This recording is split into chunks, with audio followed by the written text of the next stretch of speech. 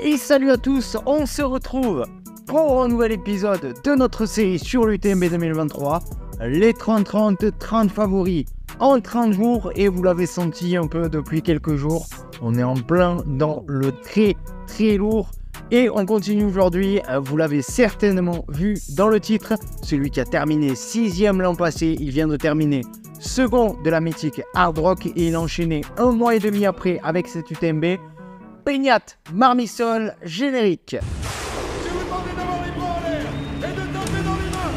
De taper dans les mains. De taper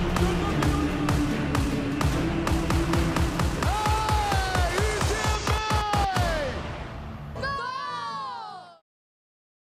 Alors, Beñat Marmisol, qui est-il? D'où vient-il? Quel est son palmarès? Qu'a-t-il déjà réalisé cette saison? Et quel est mon pronostic pour son UTMB 2023? C'est ce qu'on va voir tout de suite. Et certainement un pronostic qui va être difficile, car Beñat s'est mis un gros périple d'enchaînement de courses cette année, mais on verra ça un peu plus tard dans la vidéo. Allez, alors, Beñat est un coureur français basque de 42 ans. Il est devenu tout récemment, c'est tout frais, membre du team La Sportiva, avec un index UTMB général de 876 points et un index sur 100 miles de 878 points. Beñat possède la 18e cote mondiale sur 100 miles.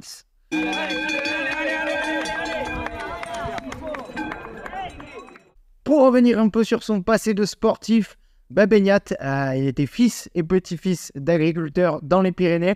Et le sport de Beñat, tout petit, c'était d'aller faire paître les brebis sur toutes les collines environnantes. Donc tout petit, il mangeait déjà du dénivelé sans vraiment le savoir. Mais le sport, le premier sport de Beñat, c'était surtout le handball, qu'il pratiquera chez lui à Tardets jusqu'à ses 18 ans, je crois. Le trail viendra bien plus tard, 10 ans après. Lui qui était déjà amoureux de sa montagne. Et Beñat, il épinglera son premier dossard en 2010, mais c'est à partir de 2014 qu'il s'y mettra vraiment. Et cette année-là, viendra sa première victoire sur la très réputée course du Vignemal, 45 km et pas loin de 3000 mètres de dénivelé positif, qu'il avalera en seulement 4h30. Beñat va alors se spécialiser dans ses courses format marathon, avec beaucoup de technicité et un très fort ratio kilomètre dénivelé positif. Et ça tombe bien, il y a un circuit qui se lance avec ce genre de course à l'époque, la Skyrunner World Series et surtout les championnats du monde de skyrunning, où Beñat va terminer 10e en 2016 et 8e en 2017. Donc durant ces années, Beñat il s'est forgé un beau palmarès sur ces courses-là, et surtout il s'est forgé une vitesse et une technicité qui lui servent aujourd'hui.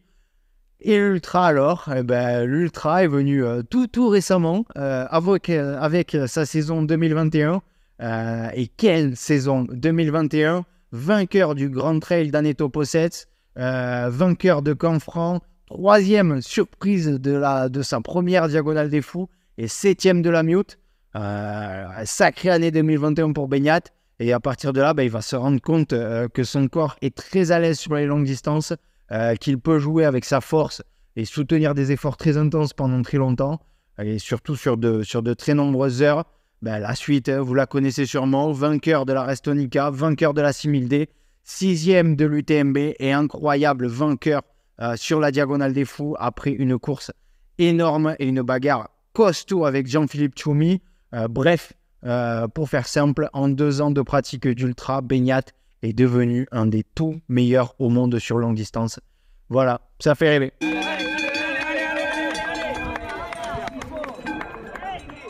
Et cette année alors, cette année 2023, Beñat s'est prévu un sacré chantier.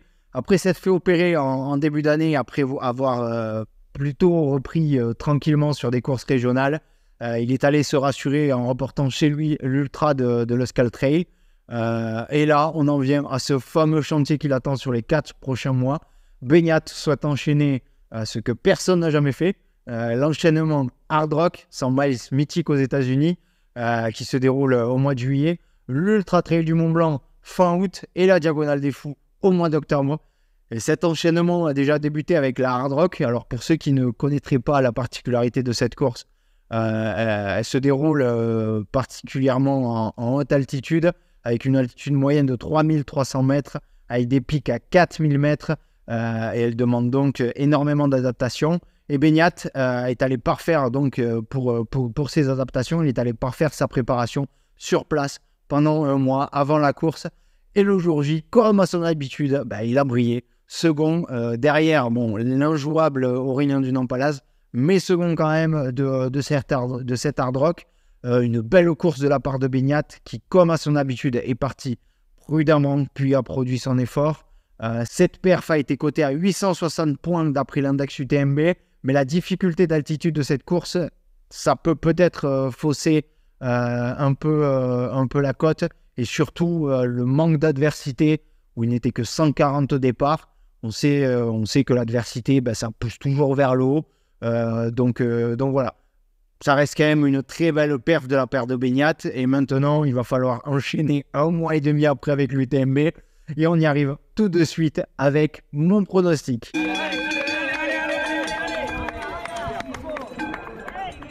Et donc pour mon prono, encore une fois, ça va pas être simple. Alors certes, il vient de faire la hard rock avec un super résultat à clé. Je le rappelle, une seconde place. Mais Beñat fait partie de ces coureurs qui peuvent se permettre ce genre de coups de folie qui sont d'enchaîner des courses et de beaucoup borner. Alors certes, il sera certainement pas à 100%, mais Beñat, même à 95%, ça peut faire très très mal. On l'a vu l'an dernier sur la Diagonale des Fous. Vainqueur de ce grand run de la Réunion, seulement 1 mois et demi après sa 6e place à l'UTMB. Et avant l'UTMB, déjà il ne s'était pas reposé puisque au mois de juillet, il était allé remporter la Restonica et la 6000D. Donc vous l'avez compris, ça semble vraiment pas l'affecter ce genre d'enchaînement. Je pense que c'est un coureur qui est très intelligent, qui se connaît sur le bout des doigts et qui sait ce qu'il fait. Comme je vous ai dit, il fait partie de ces moteurs qui ont vraiment besoin de borner pour être en forme. La physiologie de chaque coureur est assez différente et certains vont avoir besoin de couper avant un objectif et d'autres, comme Beñat, ont besoin de borner. Alors certes, c'est fait à très très faible intensité, mais avant sa Diagonale des Fous, par exemple, il avait avoué avoir fait sur les 15 jours précédant la course près de 300 km et 17 000 mètres de dénivelé positif sur l'île de la Réunion. Alors moi, ça me donne le tournis, mais lui, il a l'air à l'aise avec ça et il a l'air de pouvoir se le permettre car c'est un bon vieux diesel, mais j'insiste, il a fait ça vraiment à très très faible intensité. Donc voilà, je pense que donc sa hard rock l'aura certes marqué et légèrement affaibli de par la dureté de la course, etc. Mais peut-être moins qu'à d'autres coureurs avec des physiologies plus classiques. Après, le fait d'avoir beaucoup couru là-bas avant la course à des hautes altitudes, d'avoir dormi en haute altitude pendant près d'1 mois, ça peut peut-être jouer en sa faveur aussi. Je ne suis pas forcément le plus calé là-dessus. Si certains ont des précisions et sont calés sur le sujet, sur ce que cela peut lui apporter, et si ça peut toujours lui apporter 2 mois après la course, ou si les effets bénéfiques de l'altitude se seront estompés au 1er septembre. Hugo, si tu passes par là, je sais que tu es incollable sur les taux d'hématocrite. Bref, c'est un peu à l'image d'une Courtney de Walter. C'est pareil, elle enchaîne les courses. On l'a vu entre la Western et un Hard Rock. On avait l'impression qu'elle n'avait rien fait 2 semaines avant, alors qu'elle venait de se taper 160 km. Voilà, c'est des coureurs à part qui sont faits différemment. Moi, ça me fascine. Je suis estomaqué devant ce genre de perf. Pour la suite, après, arriver à enchaîner en plus avec la Diac, ça c'est une autre histoire, mais c'est pas le sujet du jour. Donc pour moi, Beñat peut refaire son coup de l'an dernier. Il est très rapide sur le plat, il est à l'aise dans le technique, dans les fortes pentes, et c'est un très bon descendeur, surtout de par son passif sur le circuit Skyrunning. C'est toutes les qualités qu'on demande à un coureur pour l'UTMB, et ça s'est vu l'an dernier avec son 21h28. Faire mieux, ça va être difficile, je pense. Il faudrait justement être à 100% et avoir cette totale fraîcheur. Mais l'an dernier, il a fait 6 sur l'UTMB, le plus rapide de l'histoire. Donc à voir à quelle allure va se courir l'UTMB cette année, car certaines années, avec un 21h30, tu pouvais être sur le podium, ou du moins pas très loin.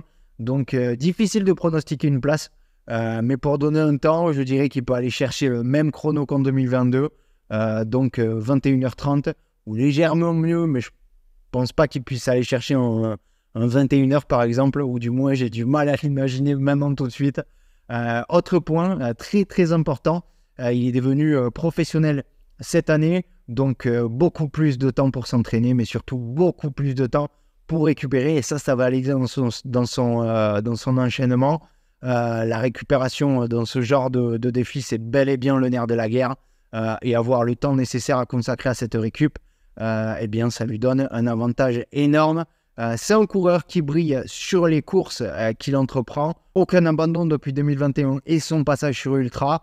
Il a eu que des bons résultats de toute façon. Absolument aucun raté. Et je pense que ça, c'est la stat vraiment la plus impressionnante. C'est qu'il n'a eu aucun raté sur des Ultras. Et enfin, dernier point, Beñat est un coureur qui court à l'instinct avec le cœur. C'est un sacré personnage. Si vous ne l'avez jamais entendu parler de sa pratique, de sa vision du trail et du sport et de l'ultra aussi, je vous invite à aller l'écouter. De nombreuses interviews et podcasts sont désormais dispo, donc foncez. Donc voilà pour Beñat, vous l'aurez compris, pas simple de donner un prono car il fait le zouave aux quatre coins du monde tous les mois, mais tous ces points me font dire qu'il peut, je pense, à nouveau accrocher un sub 21h30. Il fait partie des coureurs qui seront à la bagarre dans le top 5 de toute façon. Voilà, n'hésitez pas à me donner votre prono pour Beñat Marmisol en commentaire, à ajouter des infos si j'ai oublié de mentionner des points ou même à me corriger. Et surtout, à vous abonner pour ne pas louper les autres vidéos de cette série de 30 favoris en 30 jours avant l'UTMB 2023. On se dit à demain pour un nouvel athlète. C'était Arnaud pour Endurance Show. Ciao!